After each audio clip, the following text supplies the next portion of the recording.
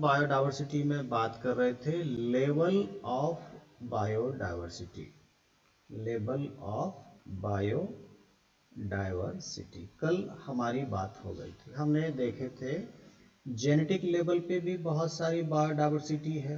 एक ही स्पीसीज के प्लांट अलग अलग कंसंट्रेशन में एल्केलॉइड बना रहे थे। हमने दूसरा लेवल देखा स्पीसीज डायवर्सिटी। इसका एग्जाम्पल हमने देखा, ईस्टर्न घाट की बजाय वेस्टर्न घाट में बहुत ज़्यादा स्पीसीज पाई जाती हैं इंडिया में, तो ये स्पीसीज डायवर्सिटी हो जाएगा हमारा। स्पीसीज डायवर्सिटी, एक ही एरिया में कई अलग अलग टाइप की स्पीसीज पाई जाती हैं और अलग अलग टाइप के बायोम भी पाए जाते हैं। अलग अलग टाइप का इन्वायरमेंट है, इकोसिस्टम अलग अलग टाइप के हैं, तो वो इकोलॉजिकल डायवर्सिटी। ये मैं क्यों रिपीट किया, क्योंकि ये तीनों लेवल के नाम आपको याद रखना पड़ेगा, पूछ लिया जाता है लेवल ऑफ बायोडायवर्सिटी। पहला कौन सा था, जेनेटिक लेवल, जेनेटिक डायवर्सिटी। इसके बाद हमारा शुरू होता है how many species are there on earth and how many in India. Total इस अर्थ के ऊपर कितनी स्पीसीज हैं, हाउ मेनी, और हमारे इंडिया में कितनी है, फिर हमको हमारा इंडिया भी देखना है, इसमें कितना है। तो इतना रिच बायोडायवर्सिटी है, इतनी सारी वैरायटियां हैं। हमने देखा चींटी की इतनी सारी वैरायटियां हैं, हाँ, यहाँ पे मैंगो की ही बहुत सारी वैरायटियां हैं, फिश की बहुत सारी वैरायटियां। तो पूरी अर्थ पर जब हम स्पीसीज को देखेंगे, there are so many species. और कई इलाके तो ऐसे हैं हमारी अर्थ पर जहां तक ह्यूमन बींग्स अभी सही ढंग से ढूंढ ही नहीं पा रहा है, उस जगह पे पहुंच ही नहीं पा रहा वहां कितनी स्पीसीज है। कोई आइडिया नहीं लगता कि कितनी स्पीसीज है। फिर भी हमारे जो international union of natural resources conservation वाला जो IUCN है, कल मैंने बताया था IUCN, international union for conservation of nature and natural resources, इसने एक डाटा तैयार किया और ये डाटा अभी हमारे पास रिपोर्ट है 2004 का जो डाटा था, उसमें अभी तक हमने अर्थ पर पाई जाने वाली 1.5 मिलियन स्पीसीज के नाम रख दिए, उनको पहचान लिया, उनको आइडेंटिफाई कर लिया।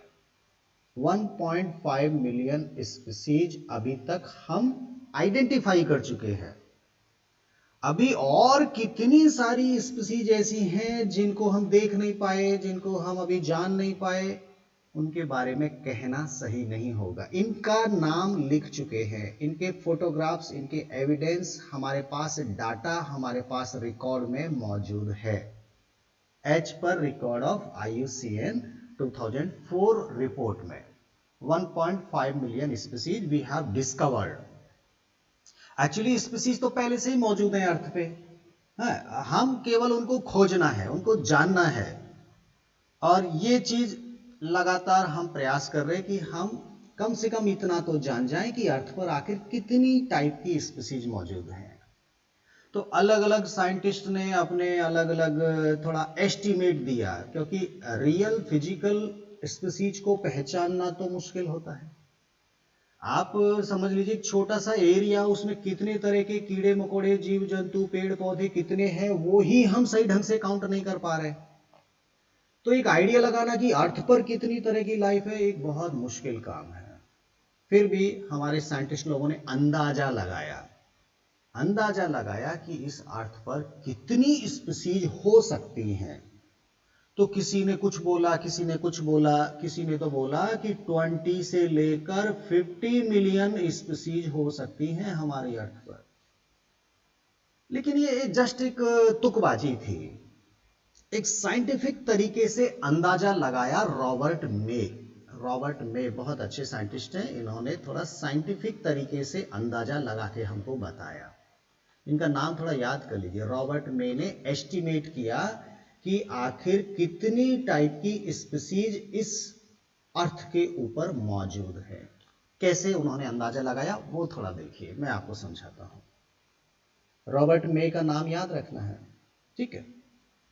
एक्चुअली हमारी अर्थ की हम बात करते हैं, थोड़ा सा अर्थ ऐसी बन गई, कोई बात नहीं, अर्थ थोड़ा ऐसे होती है, जो जाने दीजिए, हम ज़्यादा नहीं। यहाँ पर आप देखिए ये इक्वेटर हो गया, हाँ मैं आपको थोड़ा ज्योग्राफी पढ़ाना है। ये 0 डिग्री आपका हो गया। इधर 23.5 आप जाइए नॉर्थ में, ये कितना है 23.5 नॉर्थ, और ये हो जाएगा 23.5 साउथ, ठीक है। ये जो एरिया है ये वो एरिया है जहां कभी न कभी सनलाइट सीधा सिर के ऊपर आता है, मतलब डायरेक्ट उसकी रेडिएशन अर्थ को टच करती है। ये वो एरिया है, यहाँ बहुत ज़्यादा सनलाइट रहती है। इस पूरे एरिया को हम बोलते हैं ट्रॉपिकल एरिया। इसको क्या बोलते हैं, ट्रॉपिकल जोन, ट्रॉपिकल एरिया, ठीक है। यहाँ पे ये आपके अगर बात करें कर्क राशि, मकर राशि, ये कुछ ऐसे ही है, ठीक है। ये हो गया हमारा ट्रॉपिकल जोन। अब हम थोड़ा और बात करते हैं, यहाँ से अब आपको जाना है 66.5 साउथ में, 66.5 साउथ में, और इधर जाना है 66.5 नॉर्थ में, नॉर्थ में। ये जो एरिया है यहाँ पर ना तो ज़्यादा सर्दी है ना ज़्यादा गर्मी है, ये वाला जो एरिया है ना ज़्यादा सर्दी है ना ज़्यादा गर्मी है, और ये दोनों एरिया आपके कहलाते हैं टेम्परेट जोन, टेम्परेट जोन, ठीक है। इसको बोलते उष्ण कटिबंध, ऐसे करके आपने पढ़ा होगा। ये होता है शीतोष्ण कटिबंध, शीतोष्ण मतलब शीत भी है और उष्ण भी है, शीतोष्ण कटिबंध। और इधर ये साउथ पोल हो जाएगा आपका, ये पूरा एरिया, हाँ ये पूरा एरिया क्या हो गया साउथ पोल, ये वाला, ये हो गया आपका नॉर्थ पोल। तो यहां पर बिल्कुल आइस जमी है, नॉर्थ पोल पे भी और साउथ पोल पे भी। ये बिल्कुल एकदम कोल्ड एरिया है, इसको फ्रॉजिड जोन भी कहते हैं हम लोग, फ्रॉजिड जोन, फ्रॉजिड जोन, या इसको शीत कटिबंध बोलते हैं, शीत कटिबंध। ये इसलिए समझा रहा हूं क्योंकि हमारा बायोडायवर्सिटी कहीं ना कहीं इस टेम्परेचर और इससे बहुत प्रभावित होता है। अब हमने, हमारे साइंटिस्ट लोगों ने, खासतौर पे हम रॉबर्ट मे की बात करेंगे। रॉबर्ट मे, रॉबर्ट मे ने एक साइंटिफिक तरीके से बताया कि अर्थ पर कितनी स्पीसीज मौजूद हैं। तो यहां पर उन्होंने देखा कि इस फ्रॉजिड जोन में तो बहुत कम स्पीसीज हैं, यहां पर थोड़ी ज्यादा स्पीसीज है, और इस एरिया में सबसे ज्यादा डेंस बायोडायवर्सिटी मौजूद है। इस एरिया की बायोडायवर्सिटी हम आसानी से जान सकते हैं, थोड़ा सा प्रयास करें तो यहाँ पे हमको बायोडायवर्सिटी मालूम चल जाता है।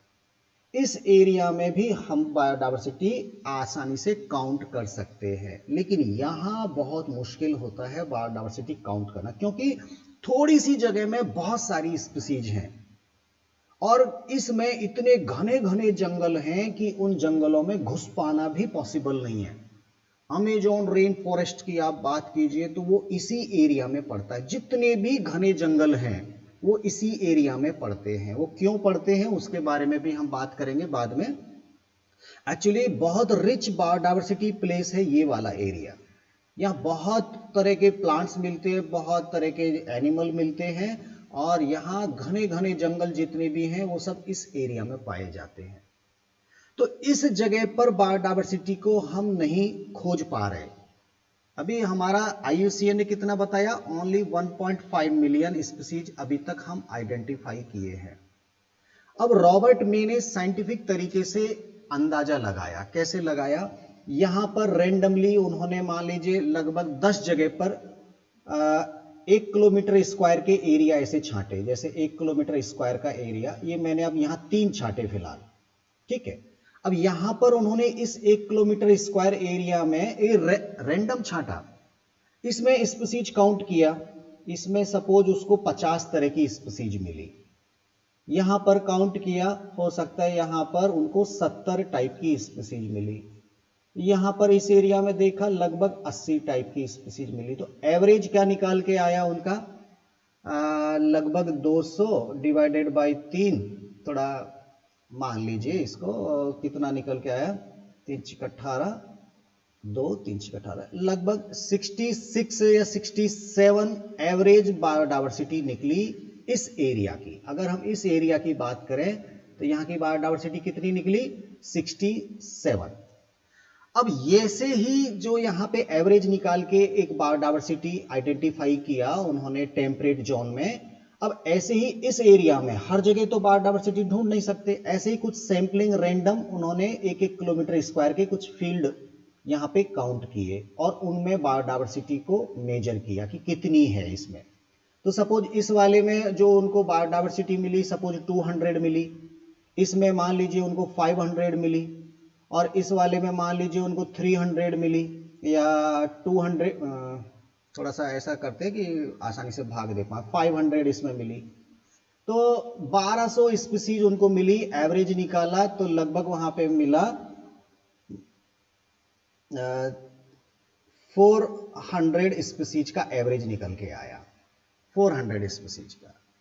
तो उन्होंने, रॉबर्ट मे ने बताया कि अगर टेम्परेट में 67 है तो ट्रॉपिकल में 400 है। इसको थोड़ा सा आप 100 मान लीजिए ताकि मैं समझा पाऊं आसानी से। सपोज ये एवरेज 100 निकल रहा है, तो अगर टेम्परेट में 100 स्पीसीज हैं तो आपके ट्रॉपिकल एरिया में 4 टाइम्स स्पीसीज मौजूद हैं, ऐसा एवरेज उन्होंने निकाला। ठीक है, क्लियर हो गया? एक एवरेज एस्टिमेट करने के लिए, अंदाजा लगाने के लिए।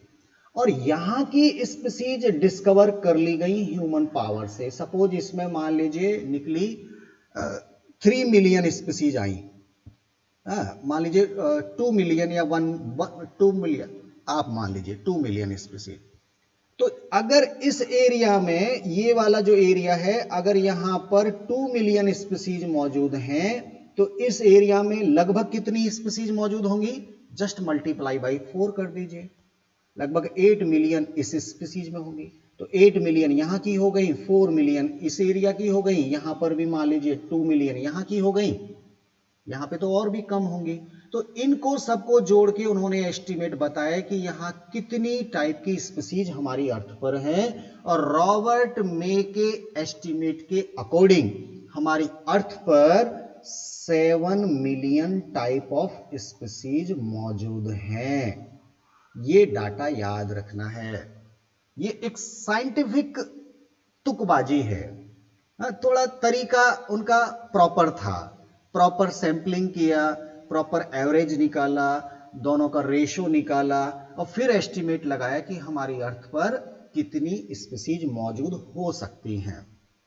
तो अभी तक 7 मिलियन टाइप ऑफ स्पीसीज अगर हम मान के चलते हैं अर्थ पर, तो अभी तक हम केवल 1.5 मिलियन स्पीसीज को ही देख पाए हैं। अभी बहुत सारी स्पीसीज इस दुनिया में ऐसी हैं जो ना किसी ने देखी, ना उनको अभी तक पहचान किया गया है। उन स्पीसीज को खोजना हमारी जिम्मेदारी है। तो ये एक इस तरह का रफ एस्टीमेट निकाला रॉबर्ट मे ने। इनको इसके हिसाब से जब हम हमारे इंडिया का एस्टीमेट निकालते हैं तो हमारे इंडिया में भी बहुत सारे स्पीसीज हैं, उसके बारे में अलग से एक टॉपिक दिया गया, मैं वहां पे बात करूंगा कि इंडिया में बायोडाइवर्सिटी का क्या रेशो निकलता है, क्या डाटा निकलता है। फिलहाल हम देखते हैं कि जितनी भी स्पीसीज हमने अर्थ पर देखी, जितनी भी स्पीसीज हमने अर्थ पर देखी, उनमें 70% जो स्पीसीज थी वो एनिमल की थी। 70% स्पीसीज किसकी थी? एनिमल की। इसका मतलब प्लांट स्पीसीज बहुत कम है और वो है केवल 22% प्लांट। सर जब प्लांट और एनिमल ये हो गया तो ये 100 तो हुआ ही नहीं भाई, अभी भी बहुत कुछ और बाकी है। लाइकेन को आप किस में मानोगे, प्लांट में मानोगे कि एनिमल में मानोगे कि क्या मानोगे? आप बैक्टीरिया को मानिए, हालांकि बैक्टीरिया को तो हमने किसी में भी कंप्लीट नहीं किया है, लेकिन बहुत सारे आप और माइक्रो ऑर्गेनिज्म को मान सकते हैं जो ना प्लांट में आते ना एनिमल में, वो भी थोड़ा सा आप मान लीजिए। ये हमारा एक डाटा निकल के आता है कि इस अर्थ पर पाए जाने वाले 70% स्पीसीज एनिमल हैं और 22% प्लांट है। सवाल ये भी आता है सर प्लांट की स्पीसीज आखिर कम क्यों है, एनिमल की स्पीसीज बहुत ज्यादा है। एक्चुअली देखिए, जो जितना स्ट्रगल करता है उतना ही सरवाइव करने के लिए अपने अंदर मॉडिफिकेशन करता है। तो एनिमल बहुत सारा स्ट्रगल करते हैं, अलग अलग एनवायरनमेंट में भागते हैं, दौड़ते हैं, तो धीरे धीरे बहुत सारी स्पीसीज यहाँ बन गई होंगी। प्लांट बेचारा जहाँ होता है वहीं से डिस्पर्सल होता है, बस वहीं पे वो डेवलप होता है, इसकी स्पीसीज थोड़ी कम बनती है। तो हमको तो डाटा मिला ना अर्थ पर देखने से, हमको तो ये मालूम चला है कि प्लांट यहाँ कम टाइप के हैं बजाय एनिमल के। एनिमल लगभग 70% है, मतलब अगर 10 तरह की लाइफ है तो 10 में से 7 तो एनिमल है और लगभग 3 या 2.5 आपके प्लांट है। ये एक डाटा आपको थोड़ा दिमाग में रखना है। एनिमल की भी जब बात करते हैं, जब केवल हम एनिमल की बात करते हैं तो एनिमल का 70% पार्ट अकेला इंसेक्ट होता है, मतलब आर्थ्रोपोडा ग्रुप अकेला 70%। हर 10 एनिमल में से 7 एनिमल आपके इंसेक्ट होते हैं। ये भी डाटा याद रख लीजिए। ये भी आपका था कि टोटल अगर लाइफ की बात करते तो 70% एनिमल है, और केवल जब एनिमल की बात करते तो अकेले एनिमल का 70% अकेले इंसेक्ट ही है इस दुनिया में। तो इंसेक्ट का बहुत बड़ा बायोडायवर्सिटी हमारी अर्थ पर देखने को मिलता है। प्लांट में जब हम बात करते हैं तो प्लांट में भाई कौन सबसे ज्यादा है, तो यहाँ प्लांट में अगर हम बात करते हैं जो हमारे फंगस है, हमारे जो फंजाई हैं, वो सबसे ज्यादा दुनिया में पाए जाते हैं। अलग अलग टाइप के फंगस पाए जाते हैं। और अगर हम इन फंगस को भी बात करते हैं तो हमारा जितने भी वर्टिब्रेट है, वर्टिब्रेट खास तौर पे हम बात करते हैं पिसीज की बात करते हैं, मछलियों की, एम्फीबिया की बात करते हैं, रेप्टाइल्स की बात करते हैं और ममेलिया की बात करते हैं। ध्यान देना मैंने थोड़ा एवीज छोड़ दिया है। इन सबको जोड़ दें उससे भी ज्यादा है अकेला फंगस। फंगस इतना अलग अलग वैरायटी पाया जाता है फंगस का। ध्यान देना मैंने क्या छोड़ दिया था, पक्षी छोड़ दिए, एवीज छोड़ दिए। ये वर्टिब्रेटा में पिसीज, एम्फीबिया, रेप्टाइल और मैमल्स, अगर इन चारों को जोड़ें तो इससे भी ज्यादा टाइप के फंगस इस अर्थ के ऊपर मौजूद है। तो यहां पर एक पाई चार्ट जैसे आता है सवाल, और उसमें यहां पर कुछ लिख दिया जाता है या सीधा सीधा पूछते हैं कि ये कौन सा ग्रुप है, ये कौन सा ग्रुप है, ये कौन सा ग्रुप है। ये कभी आपसे पाई चार्ट बनवाएगा नहीं, लेकिन पाई चार्ट खुद बना के देगा। आप पहचानो कि वो कौन सा ग्रुप है, इस ग्रुप को पहचानो ये कौन सा है, इस ग्रुप को पहचानो ये कौन सा है बायोडायवर्सिटी के हिसाब से। तो इसके लिए हमको वो पाई चार्ट देखने पड़ेंगे जो हमारी बुक में हमको दिए गए हैं, और बिल्कुल दिमाग में एकदम डाल लेना है उनको। तो मैं आपको थोड़ा वो पाई चार्ट दिखाता हूं। ये थोड़ा सा आप पाई चार्ट देखने की कोशिश करो। ये आपके इनवर्टिब्रेट हैं, इनवर्टिब्रेट। इसमें आप देखिए इंसेक्ट ग्रुप अकेला इतना बड़ा है, अकेला इंसेक्टा इतना बड़ा है। और बाकी के यहाँ मोलस्का सेकंड नंबर पे आता है। मोलस्का में ही क्रस्टेशियन अलग क्लास होता है, तो ये मोलस्का में ही शामिल कर लो। बाकी ये अदर एनिमल ग्रुप है। इनवर्टिब्रेट की बात कर रहे हैं तो आर्थ्रोपोडा बहुत बड़ा ग्रुप है। वर्टिब्रेट की जब हम बात करते हैं तो देखिए आपका वर्टिब्रेट में पिसीज बहुत अलग अलग टाइप की है। सबसे ज्यादा वैरायटी पिसीज की देखने को मिलती है। हालांकि हमारे बर्ड्स भी बहुत ज्यादा है, अलग अलग टाइप के बर्ड्स भी मौजूद हैं। सबसे ज्यादा जो होता है उसको थोड़ा ध्यान में रखना है। हाँ, तो ये अगर पाई चार्ट बन के आ गया तो आप तो इनके नाम भी नहीं लिख पाएंगे। आप सबसे बड़ा थोड़ा देखिए, पिसीज आपको लिखना है, फिश लिखना है। फिर ये जो बड़ा वाला है इसको आपको बर्ड लिखना है। ऐसे ही सवाल पूछे जाते हैं। बर्ड से छोटा फिर रेप्टाइल आएगा। और एम्फीबिया और मैमल्स लगभग बराबर हैं। फिर भी अगर कंपैरिजन करें तो एम्फीबिया ही ज्यादा पाया जाएगा बजाय मैमल्स के। और आज की तारीख में एम्फीबिया सबसे एंडेंजर्ड स्पीसीज बनी हुई है। सबसे ज्यादा विलुप्त होने वाली स्पीसीज एम्फीबिया से ही बिलोंग कर रही है। इनको अगर हमने संरक्षित नहीं किया तो ये स्पीसीज बहुत कम हो जाएगी धीरे धीरे। हाँ, एम्फीबिया हमारे बड़े खतरनाक कंडीशन पे चल रहे हैं। तो ये हमारा वर्टिब्रेटा का पाई चार्ट है। अब थोड़ा प्लांट के बारे में देखते हैं। तो देखिए अकेला फंगस इतना बड़ा एरिया लेके बैठा हुआ है, अकेला फंगस सबसे ज्यादा, और इससे भी थोड़ा कम है, ज्यादा चेंज नहीं है, एंजियोस्पर्म जो फ्लोरिंग प्लांट है वो भी काफी है, लेकिन कंपैरिजन करें तो फंगस ज्यादा है। ध्यान देना, पूछा भी जाता है प्लांट में कौन सा सबसे ज्यादा है। अभी फंगस को हम प्लांट में ही शामिल कर रहे हैं, 5 किंगडम कॉन्सेप्ट आप भूल जाइए फिलहाल। फिर इनके बाद नंबर 3 पे आता है एल्गी, और उसके बाद लगभग बराबर से हैं आपके ब्रायोफाइट है, ब्रायोफाइट में मॉस भी है, फर्न भी है, लाइकेन भी है, यहाँ टेरिडोफाइट भी आना चाहिए था, जिम्नोस्पर्म भी आना चाहिए, लेकिन उसने उनके बारे में ज़्यादा लिखा नहीं है, वो बहुत कम है। मेन उन्होंने फोकस किया फंगस के ऊपर और एंजियोस्पर्म के ऊपर। ये पाई चार्ट जितना देखने में आपको सिंपल लग रहा है, जब ये इसके सवाल आते हैं तो हम भूल जाते हैं कि इस ग्रुप को क्या लिखें। हाँ, ये ग्लोबल बायोडायवर्सिटी का रिप्रेजेंटेशन है और proportionate number of species in major taxa of plant, invertebrate and vertebrate. जो मेजर टैक्सा है केवल उनको हाईलाइट किया गया है यहाँ पर। याद रहेगा, 2 नंबर में फंसेगा इधर। ये पाई चार्ट लूजली मत लेना, इसको थोड़ा ढंग से देख लेना है, ठीक है। पूरे एस्टिमेट जो अभी हम अंदाजा लगा रहे हैं, इसमें हमने प्रोकैरियोटिक को शामिल नहीं किया है। एक्चुअली प्रोकैरियोटिक को आप शामिल कर लेंगे तो शायद अकेले वो इन सबसे भारी पड़ेंगे। इतनी तरह की प्रोकैरियोटिक लाइफ इस दुनिया में मौजूद है जिसको हम काउंट ही नहीं कर पा रहे। हमारे पास कोई ऐसा तरीका नहीं है, कोई मेथड नहीं है जिससे हम प्रोकैरियोटिक को भी, उसकी बायोडायवर्सिटी को भी जान पाए। उसके लिए अभी तक हमारे पास कोई सुटेबल लेबोरेटरी कंडीशन या कोई प्रॉपर मेथड मौजूद नहीं है। इसलिए बायोडायवर्सिटी में इसको तो हम छोड़ के ही चल रहे हैं। न जाने कितने प्रोकैरियोटिक लगातार बन रहे हैं, न जाने कितने प्रोकैरियोटिक लगातार खत्म हो रहे हैं, हमें इनके बारे में ज्यादा आइडिया नहीं है। अगर इनको भी बायोडायवर्सिटी में शामिल करें तो सब पूरी बायोडायवर्सिटी से भी ज्यादा बड़ा ग्रुप हो जाएगा अकेले प्रोकैरियोटिक का।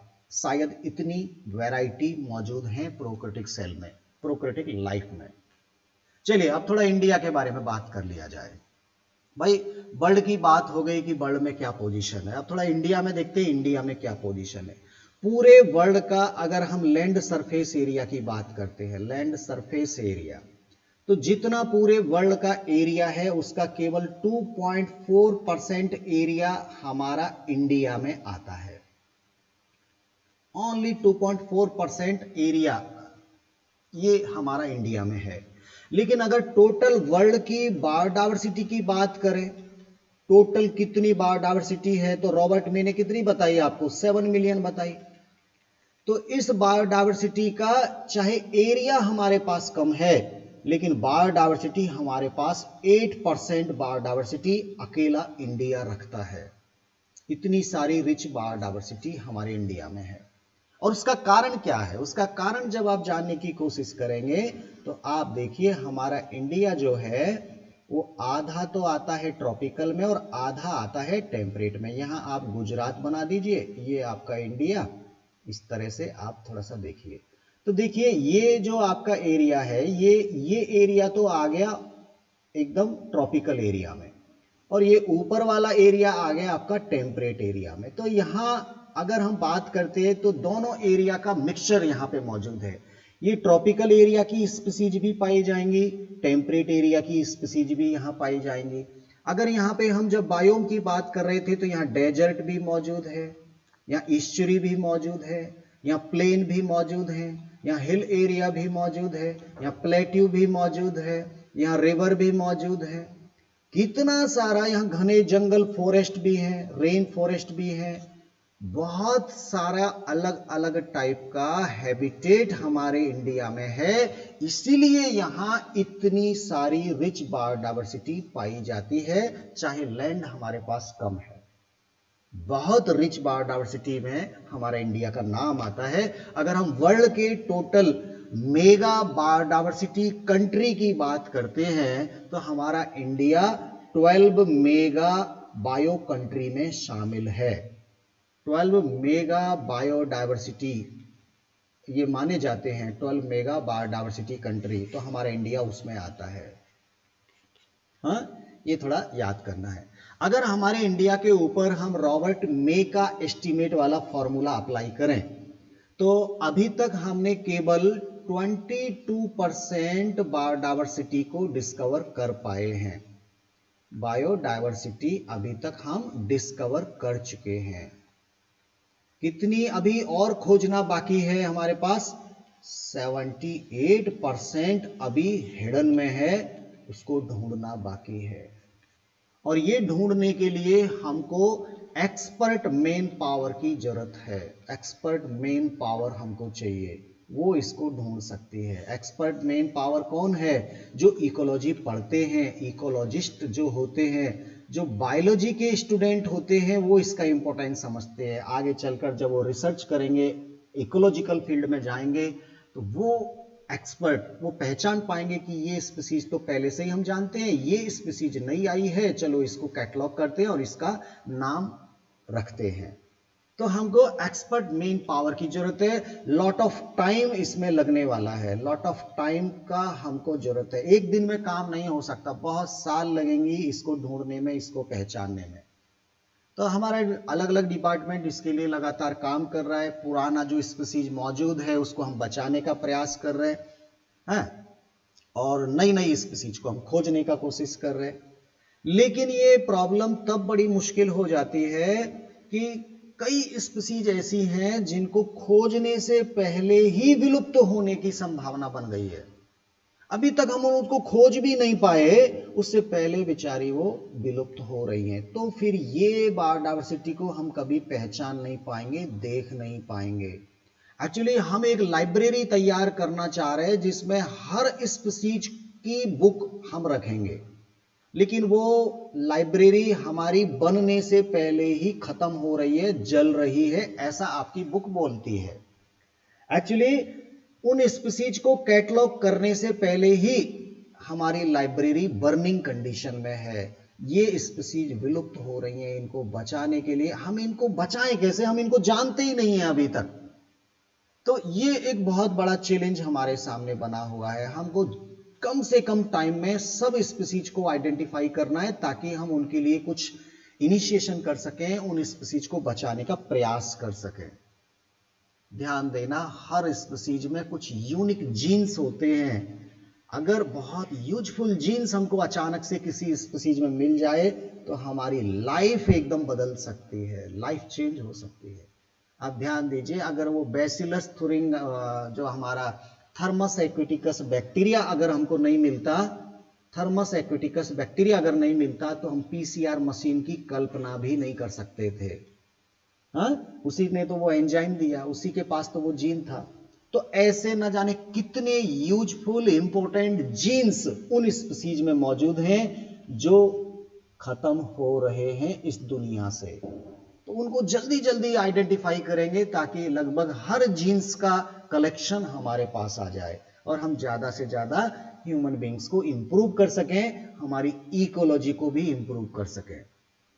अब थोड़ा देखते हैं कि हमारा इंडिया में कितने टाइप के प्लांट हैं, कितने टाइप के एनिमल हैं। मैंने अभी आपको बताया कि 22% बायोडाइवर्सिटी अभी तक हम खोज चुके हैं इंडिया के अंदर। ठीक है, तो यहां पर अगर हम बात करते हैं तो लगभग 1 लाख तरह के पौधे, 1 लाख तरह के प्लांट और लगभग 3 गुने, लगभग 3 लाख टाइप के एनिमल। ध्यान देना, लगभग 3 गुना ये रिलेशन आ रहा है इंडिया में। इतने स्पीसीज अभी खोजना बाकी है, ये अभी डिस्कवर करना इनको बाकी है। तो इतनी सारी वैरायटी अभी छुपी हुई है हमारी नेचर में, हमारे आसपास। हो सकता है कुछ ऐसे पौधे हों, कुछ ऐसे एनिमल मौजूद हों जिनको हम अभी तक आइडेंटिफाई नहीं कर पाए। हाँ, आप पचमढ़ी की यात्रा करो, हिमालय की यात्रा करो, हाँ, बड़े बड़े जंगलों में जाओ, Madhav national park, Kanha national park, Panna national park, Keoladeo national park, ये इतने सारे हमने सुरक्षित एरिया किए हैं, इसमें बहुत रिच बायोडायवर्सिटी अभी छुपा हुआ है, बस वो आइडेंटिफाई करना है, वो जानना है। तो हमें होपलेस नहीं होना है और स्पीसीज विलुप्त होने से पहले ही उनको डिस्कवर करने की कोशिश करना है। इसके लिए हमको चाहिए ट्रेन्ड मेन पावर। हमको मेन पावर चाहिए ताकि हम कम समय में ज्यादा से ज्यादा बायोडायवर्सिटी के लिए काम कर पाए। ये एक बेसिक मैंने आपको समझाया कि हमारे इंडिया की पोजीशन क्या है, हमारे वर्ल्ड की पोजीशन क्या है बायोडायवर्सिटी में। आपको रॉबर्ट मे का नाम याद रखना है। As per Robert May we have total 7 million species on the earth. Clear, याद रहेगा। तो हमारे इंडिया में ये बात तो मैंने समझा दी कि 22% हम खोज चुके हैं, लगभग इतना खोजना बाकी है। लेकिन जो ये 22% जो हमने खोजा, इसमें प्लांट कितने हैं और एनिमल कितने हैं? एक्चुअली अभी तक हमने लगभग 45,000 प्लांट्स खोज लिए हमारे इंडिया में, 45,000 टाइप ऑफ प्लांट्स, और लगभग इसके दुगने मतलब 90,000 एनिमल्स अभी तक हम जान चुके हैं जो हमारे इंडिया में सरवाइव करते हैं। तो ये भी थोड़ा सा डाटा है यहाँ पे। जब आप कोई भी क्वेश्चन का आंसर डाटा के साथ लिखते हैं तो थोड़ा एक इंप्रेशन आता है और सामने कॉपी चेक करने वाला आपको आराम से नंबर देता है। ये नंबर चुराने के तरीके हैं। आप थोड़ा थोड़ा डाटा याद करने की कोशिश कीजिए, आसानी से याद हो जाते हैं। थोड़ा ज्यादा जानबूझ के तुकबाजी नहीं करना है। अगर डाटा क्लियर है तो बोलना है, नहीं है तो थोड़ा सा अपना आंसर मॉडिफाई कर लीजिए। लेकिन डाटा के साथ जब आप लिखते हैं तो एक दम होता है, एक कॉन्फिडेंस होता है आप में, और आपके नंबर कोई काट नहीं सकता। पूछ सकता है क्या लेवल है, क्या स्टेटस है बायोडायवर्सिटी का हमारे इंडिया में, तो आप बोलिए सीधा सीधा कि 12 मेगा कंट्री में हमारा इंडिया भी आता है। यहाँ लैंड सरफेस चाहे 2.4% ही क्यों ना हो, लेकिन बायोडायवर्सिटी के मामले में हम टोटल वर्ल्ड का 8.1% बायोडायवर्सिटी हम रखते हैं।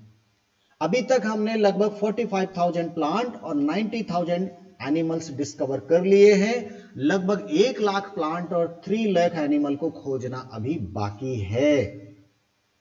इतना डाटा आपको लिखना होता है, ठीक है। अब अगली क्लास में हम लोग बात करेंगे पैटर्न ऑफ बायोडायवर्सिटी। बहुत इंटरेस्टिंग क्वेश्चन बनता है, बहुत इंटरेस्टिंग टॉपिक भी है। तो कल की क्लास में हम उसको कंप्लीट करेंगे, पैटर्न ऑफ बायोडायवर्सिटी।